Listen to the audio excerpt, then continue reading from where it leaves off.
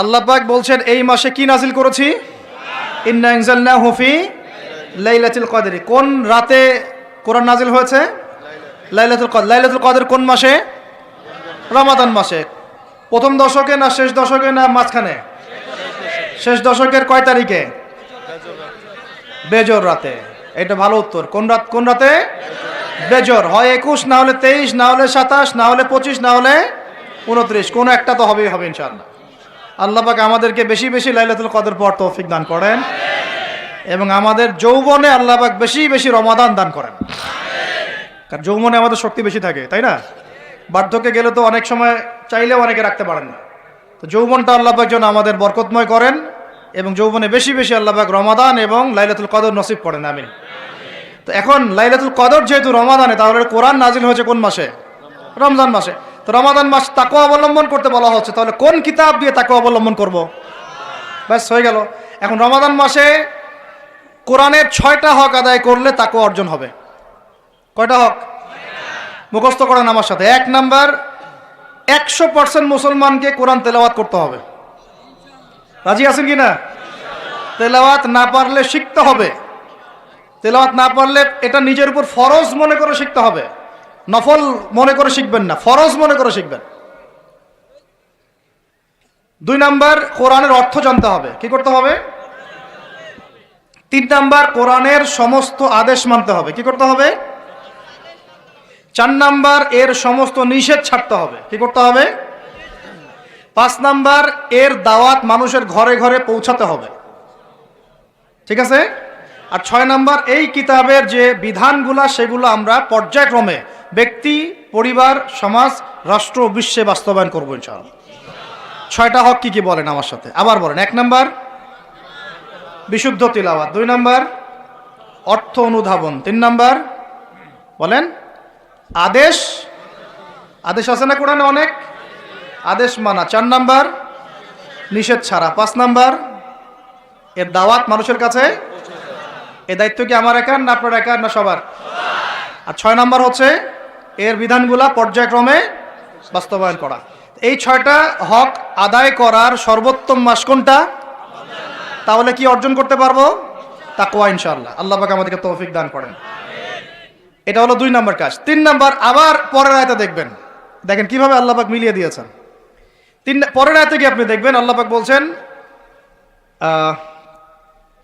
কি না একটা, শাহরু রমাদান আল্লাযী উনজিলা ফীহিল কুরআন হুদাল লিন-নাসি ওয়া বায়িনাতিন মিনাল হুদা ওয়াল ফুরকান। এরপরে হ্যাঁ, ওয়া ইযা সাআলাকা ইবাদি আন্নী ফাইন্নী করিব। সুবহানাল্লাহ, সুবহানাল্লাহ। আল্লাহ পাক বলেন ফাইদা না ওয়া ইযা সাআলাকা ইবাদি আন্নী ফাইন্নী করিব। আমার বান্দারা হে নবী যদি তোমাকে জিজ্ঞাসা করে আমার সম্পর্কে, তাদেরকে জানিয়ে দিও যে আমি কাছে আছি। সুবহানাল্লাহ। কোথায় আছি? খুবই কাছে। উজিবু দাওয়াতাদ দাঈ ইযা দাআন। যখন দোয়াকারী দোয়া করে আমি তার দোয়া শুনি। কে শোনে? কবরে শায়িত মানুষ শুনে? হ্যাঁ, ওই মাজারে গিয়ে শুনে? অমুক বাবা তমুক বাবা শুনে? কে শুনে? ইন্নী করিব উজিবু দাওয়াতাদ দাঈ ইযা দাআন ফালইস্তাজিবু লি ওয়াল ইউমিনু বি লাআল্লাহুম ইয়ারশুদুন। ঠিক আছে না একটা? অতএব আমি যেহেতু বান্দার দোয়া শুনি, তারাও যেন আমার ডাকে সাড়া দেয়। আল্লাহর ডাক মানে কি? হাইয়া আলাস সালাহ, এটা আল্লাহর ডাক না? যাকাত ফরজের ডাক, যাকাত দিবে, আল্লাহ পাক আহ্বান করছেন না? রমাদান মাস এসেছে, রোজা রাখো, কার আহ্বান এগুলো? আমি যখন ডাকবো সেও যেন আমার ডাকে সাড়া দেয়। আর ওয়াল ইউমিনু বি, এবং আমার প্রতি ঈমান রাখে, এতে করে তারা সুপথ প্রাপ্ত হবে ইনশাআল্লাহ। তাহলে রোজা রেখে আমরা কি করব? আমরা বেশি বেশি আল্লাহর কাছে দোয়া করবো ইনশাআল্লাহ। 3টা কাজ তো পেয়ে গেলাম। 1 হচ্ছে তাকওয়া অবলম্বন করব, মানে রোজা রাখার মতো রাখবো। 2 নাম্বার, কোরআনের হক আদায় করব। 3 নাম্বার, বেশি বেশি দোয়া করব। রোজা রাখা অবস্থায় বেশি বেশি দোয়া করব। 3 শ্রেণীর মানুষের দোয়া ফেরত দেওয়া হয় না, জানেন তো হাদিসটা? 1 শ্রেণী হচ্ছে রোজাদার, আরেক শ্রেণী হচ্ছে মুসাফির, আরেক শ্রেণী ওই যে মাজলুমের দোয়া, এটা বিফলে যায় না। আরো 1 শ্রেণী আছেন অন্য হাদিসে, পিতা মাতার দোয়া সন্তানদের জন্য, এটা আল্লাহ পাক ফেরত দেন না। আমরা যারা পিতা মাতা হয়েছি, সন্তানদের জন্য বেশি বেশি দোয়া করবেন, আল্লাহ পাক তৌফিক দান করেন। তো এই 3টা কাজের বাইরে আমি আরও 7টা কাজ বলে দিচ্ছি রমজান মাসে করবেন, ঠিক আছে ইনশাল্লাহ। 4 নাম্বার, বেশি বড় করছে খালি পয়েন্টগুলো বলছি। 4 নাম্বার হচ্ছে রমজান মাসে বেশি থেকে বেশি মানুষকে ইফতারি করানোর চেষ্টা করবেন। এই যে যুব সমাজ যারা আছেন, ইফতারের প্রজেক্ট রেডি করবেন। প্রত্যেকটা দুস্থ, অসহায়, এতিম, মিসকিন, বিধবা এই পরিবারগুলোতে 1 মাসের বাজার করে দিবেন। পারা যাবে ইনশাল্লাহ।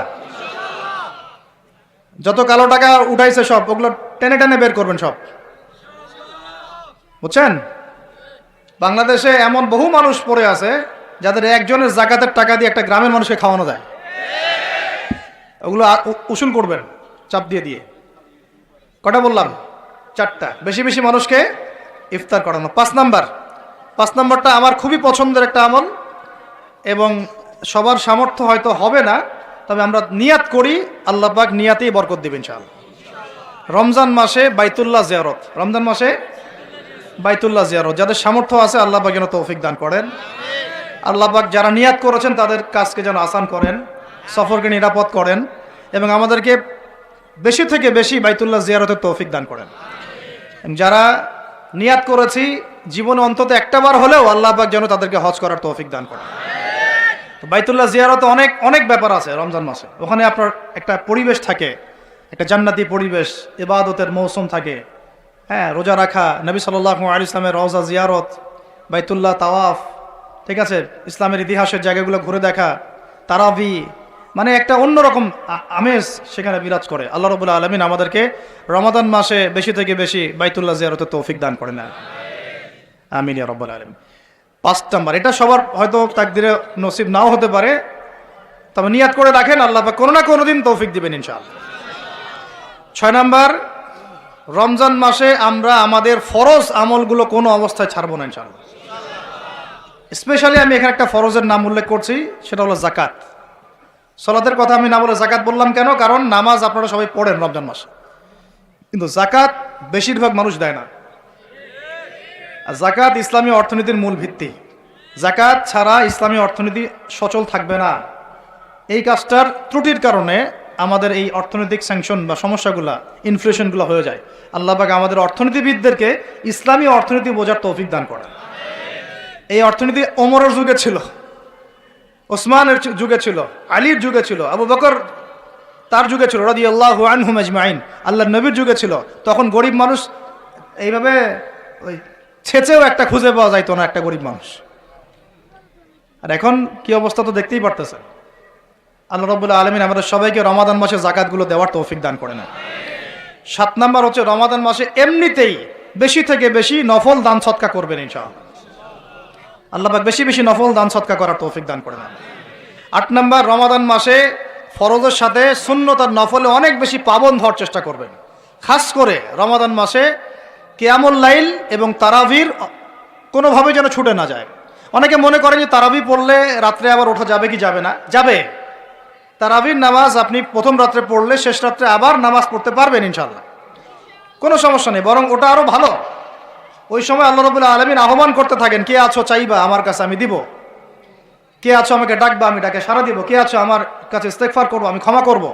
প্রথম রাত্রেও তারাবি পড়বেন ইনশাআল্লাহ, শেষ রাত্রেও চেষ্টা করবেন অন্তত 2-4-6 রাকাত হলেও নামাজ পড়ার। আল্লাহ পাক তৌফিক দান করুন। তো তারাবি নিয়ে অনেক কথা এখানে শোনা যাবে ডানে বামে। আর আমাদের তো ইস্যু পাগল জাতি, মাশাআল্লাহ। আমরা কি পাগল জাতি? ইস্যু পাগল। ওই ফিলিস্তিন ইস্যু এখন নাই, শেষ। তারপরে যে ট্রান্সজেন্ডার গন কেস শেষ। তারপরে শরীফা ঠান্ডা, শিক্ষানীতি ঠান্ডা। এখন ওই যে অনলাইনে ঢুকলেই দেখতেছেন ওই চলতেছে আর কি। হ্যাঁ, 8 টাকা 20 টাকাতে আসবে সামনে, এখনো লঞ্চ করেনি ওরা। কিছু শোনেন, এগুলো বাস্তব অভিজ্ঞতার আলোকে বলছি। কিছু মানুষকে আমাদের সমাজে ছেড়ে দেয়া হয়েছে যাতে এরা মুসলমানদেরকে আপোষের গন্ডগোলের মধ্যে ব্যস্ত রাখে। ছেড়ে দেওয়া হয়েছে, এরা পেইড, এদেরকে পেট্রোনাইজ করা হয়, এদের এজেন্ডাই এটা। এরা আপনাকে আমাকে লাগাই দিবে, আমাদেরকে মূল ওই শেকড় থেকে সরাই দিবে, দিয়ে ডালপালায় ব্যস্ত করে রাখবে। এবং এগুলোতে পিছনে কাজ করতেছে কিছু দাড়ি টুপিওয়ালা মানুষও। কিছু দাড়ি টুপিওয়ালা মানুষেরও এভাবে ওদেরকে কিনে ফেলা হয়েছে যে তোমাদের কাজই হচ্ছে মুসলমানদের মাঝখানে খালি লাগাই দিবা। দেখেন একটা অন্যতম মানে মেজর একটা ইস্যু, কাদিয়ানি ইস্যু, একদম চুপ, কোনো কথা নাই। একটা মেজর একটা ইস্যু হচ্ছে ইসাই মুসলিম ইস্যু, সারা বাংলাদেশে ইসাই মুসলিম বানাচ্ছে মানুষকে, একদম চুপ, কোনো কথা নাই। একটা মেজর একটা ইস্যু ফিলিস্তিন ইস্যু, একেবারে মুখে কুলুপ, কোনো কথা নাই। একটা মেজর একটা ইস্যু ট্রান্সজেন্ডার এবং সমকামিতা, এবং এই যে একটা কি বলবো বিতর্কিত শিক্ষানীতি, একদম চুপ, কোনো কথা নাই, কোনো কথা নাই, চুপ। সুদভিত্তিক অর্থনৈতিক সিস্টেম, একদম গোড়ার একটা সমস্যা, একটা কথা নাই। পুরো ভূরাজনৈতিক প্রেক্ষাপটে মুসলমানদের আজকে মেরে কেটে কচু কাটা করে ফেলছে, একদম চুপ, কোনো কথা নাই। পরে থাকবে তোর আমিন জোরে আর আমার আস্তে, তো হাত কোথায় বাদস, নিচে না উপরে, তো রফলি দেন করস না করস না, পায়ে পা লাগাস না লাগাস না। তো ওই জন্য আমাদের একজন বরেণ্য আলেম আছেন, তরুণ ভাই আমাদের, মাশাআল্লাহ, আমরা দোয়া করি আল্লাহ পাক ভাইয়ের নেখায়াত আল্লাহ পাক বরকত দান করেন, লম্বা নেখায়াত দারাজ করেন, সুস্থ রাখেন। ও ভাই বলছে, ভাই আমি তো, এরা তো তর্ক করে আমিন জোরে জোরে বলবো না আস্তে বলবো, আমি তো বলি আমি আমিন বলিই না। দেখি আমি যদি আমিন না বলি আমার নামাজটাকে কেউ ভুল প্রমাণ করে দেখাক, দেখেন আমার নামাজ বাতিল প্রমাণ করে দেখান, আমি আমিন বলিই নাই। আপনি মারামারি করতেছেন জোরে না আসতে, এটা নিয়ে আমি বলিই নাই, আমার নামাজটাকে বাতিল প্রমাণ করে দেখান ফিখের উসুল থেকে। পারবেন? কিয়ামত পর্যন্ত পারবেন না, কিয়ামত পর্যন্ত পারবেন না, কারণ ওটা কোনো ফরজ কিছু ছিল না। নামাজ হয়ে গেছে, আমার নামাজ কি হয়েছে, হয়ে গেছে। একজন বলতেছে যে কি, হ্যাঁ চুপে না আসতে, একটা কি হাত বাঁধাবাঁধি, হ্যাঁ নাবের উপরে নিচে ইত্যাদি ইত্যাদি। তো ভাই আমি বাঁধিয়ে নাই, হাত কি করি নাই, আমার নামাজ ভুল প্রমাণ করে দেখান, বসেন আমার সাথে দেখি যে হাত বাঁধি নাই, আমার নামাজ হয় নাই, প্রমাণ করে দেখান। তাহলে আপনাদেরকে বুঝাইতে চাচ্ছি যে মূল যে বড় বড় ইস্যুসগুলো আছে, আমাদের শেকড়ের সমস্যা, এইগুলো থেকে দৃষ্টিভঙ্গি সরাই দিয়ে সারাদিন এমন কিছু বিষয় নিয়ে আমাদেরকে ব্যস্ত করে রাখা হয়েছে, যার ফলে আমরা আমাদের মূল গন্তব্য থেকে সরে গেছি। আরো 100 বছর এভাবে চলতে থাকেন তাহলে নাকি ভাই, আরো 10-20 বছর এভাবেই যাক নাকি? চোখ খুলেন ভাই, চোখ খুলেন, চোখ খুলেন, কলবের চোখটা খুলেন, মূল জায়গায় আসেন। মূল জায়গা হচ্ছে আমাদের তাওহীদ, মূল জায়গা আমাদের সুন্নাহ, মূল জায়গা আমাদের নবীর দ্বীনের ইকামত, মূল জায়গা আমাদের নবীর দ্বীনের দাওয়াত এবং এটা প্রতিষ্ঠার জিহাদ। মূল জায়গা হচ্ছে অর্থনীতি সমৃদ্ধ করা, মূল জায়গা হচ্ছে সুদ থেকে আমাদেরকে বের হয়ে আসা, মূল জায়গা হচ্ছে আমাদের দুর্নীতিগুলো কমানো, মূল জায়গা আমাদের শিক্ষানীতিগুলো ঠিক করা। মূল জায়গা কোনগুলা, এগুলো কি আপনাদেরকে বুঝাইতে হবে? আল্লাহ পাক আপনাদেরকে বোঝার তৌফিক দান করেন। আমি তো এগুলো নিয়ে অনেক তর্ক হবে, আমি আমার মতো করে বলে দিচ্ছি। তারাবির নামাজ পড়বেন জামাতে, 1 নাম্বার কিসে, 2 নাম্বার পড়বেন 20 রাকাত। কয় রাকাত? কেউ যদি বলে আমি কম পড়ি, বলবেন সমস্যা নাই, পড়েন, কোনো সমস্যা নাই। কেউ যদি বলে আমি আরো বেশি পড়ছি, পড়েন, কোনো সমস্যা নাই, কোনো সমস্যা, কোনো সমস্যা নাই, পড়ুক। আপনি 20 রাকাত পড়েছেন, কিন্তু কেউ যদি বলে 20 রাকাত বেদাত, তখন সমস্যা আছে। কারণ উসমান রাদিয়াল্লাহু আনহু যদি 2 আজান দিতে পারেন, আমার দিতে কোনো আপত্তি নাই, আমার দিলে কোনো গুনাহ, আমি বেদাতি হব। যদি আমি বেদাতি হয়ে যাই, তাহলে উসমান রাদিয়াল্লাহু আনহুকেও বেদাতি বলতে হবে, নাউজুবিল্লাহ। এটাও বাংলাদেশের মানুষ বলেছে, নাউজুবিল্লাহ, আস্তাগফিরুল্লাহ। সাহাবীও বেদাত করছে, নাউজুবিল্লাহ। এগুলো থেকে দূরে থাকবেন, বুঝবেন, মুহাক্কিক আলেম চিন্তা হবে আপনাদেরকে। আর উমর ইবনে খাত্তাব যদি নিজে 20 রাকাত পড়ে থাকেন জামাতে, আমার পড়তে কোনো আপত্তি, ব্যাস। আপনি যদি কম পড়েন, কোনো সমস্যা নাই, পড়তে পারেন। আপনি যদি বলেন আমি আরো বেশি পড়ি, কোনো সমস্যা নাই, পড়তে পারেন। আরেকটা বিষয় করবেন, খতমে তারাবি, খতমে কোরআন পড়বেন। কি পড়বেন? কোরআনটা খতম করবেন। আল্লাহ রাব্বুল আলামিন এই 8টা কাজ করার তৌফিক দান করে, আর 2টো বাড়াই দিব। বিরক্ত হচ্ছেন? আর 2টা বাড়াই দিব। 9 নাম্বার, এটা হচ্ছে রমাদান মাসে 8টা কি মনে আছে আপনাদের? আমি তো ভুলে যাচ্ছি, আমার সাথে বলেন তো। 1 নাম্বার কি বলছিলাম? তাকওয়া অবলম্বন করবো ইনশাল্লাহ, ঠিক আছে ভাই? 2 নাম্বার কি বলছিলাম জানি? কোরআনের হক আদায় করা। 3 নাম্বার বেশি বেশি দোয়া করা। 4 নাম্বার কি বলেছিলাম?